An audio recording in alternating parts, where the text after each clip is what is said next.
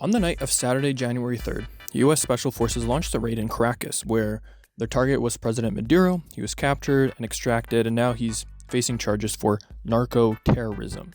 Which flooded our nation with lethal poison, responsible for the deaths of countless Americans. That's kind of the pretense. Now, anybody that's been following the coverage knows that one of the main real reasons is for oil. And I think for most people, me included, it kind of ends there, where oil is this valuable resource that, every country wants more of. And US invaded Venezuela for oil. But all the intricacies and the history is kind of lost as to why, in particular, Venezuelan oil is important and all that. So I wanted to just dive a little bit deeper into all of this and then the whys behind a lot of these things. And so there's a couple key things that we need to understand for context. So number one, the US is actually the number one oil producer in the world. Not Norway, not, the Middle East with like Saudi Arabia. It's actually the US. And there's different types of oil, and they produce light, sweet crude from Texas. And it's thin and it's watery. However, the US also has these refineries, and those things were built to process another type of oil called heavy sour crude. And those were built like 30 years ago, way before this light sweet crude was discovered. And those refineries, they can't run efficiently without the heavy crude. And guess who has the world's largest reserves of that heavy crude? Venezuela. And for years, the refineries have been starved of, their supply of this oil, forcing them to buy expensive alternatives from places like Canada. So capturing Venezuela wasn't, just about freeing a country. It reconnected a main supply line of the US energy grid. That's right, back in the day, the two countries were connected. In the 1990s, Venezuela, they didn't have the money or the tech to drill for this heavy crude. So they invited the US companies Exxon, Conoco, Chevron, and the deal was, hey, you guys can build the rigs and you guys can, mine all the oil, and you pay us a low tax and you keep the profits. And everyone was like, hey, that sounds like a perfect deal. We love it. And so off the operations went. Now, eventually, the oil prices jumped.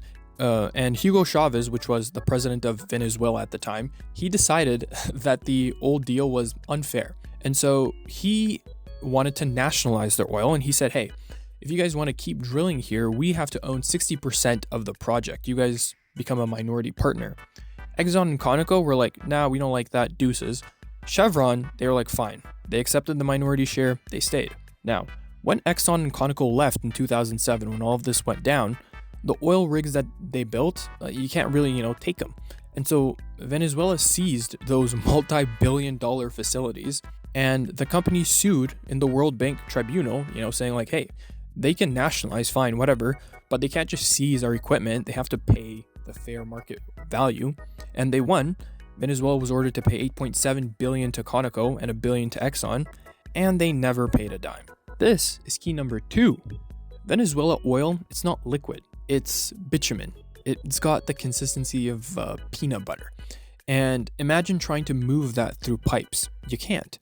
And so you have to thin it and dilute it with a chemical solvent like naphtha. Now, guess who sells naphtha? The US. And so when this operation was running smoothly, it was printing money for America. The US companies got to go in, they got to get the oil, profit, send it to America, where the refineries refined it, profit, and then they could use it, they could sell it, more profit. And in order for the oil to even be mined, Venezuela had to buy the thinner that the US sells, even more money. It was perfect. It was a perfect business loop for America. When Venezuela, kicked out two of the companies and nationalized their oil, they eventually ran out of money to buy those solvents and they stopped pumping. Now imagine leaving wet concrete in a garden hose.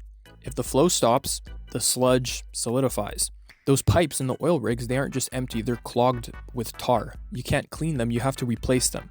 And they can't fix these refineries. These plants were built by the Americans in the 90s. They run on American parts, valves, pumps, catalysts. And since 2019, when sanctions made it illegal to sell those parts to Venezuela, well, they have no way of fixing them. And so they kind of started to work with what they had and strip parts off of one refinery just to keep another one running. And so they went from having 4 working refineries to just barely having 1 plant. And so when you put all of these things together, you kind of understand why the aftermath of this the next day, the stock market went crazy.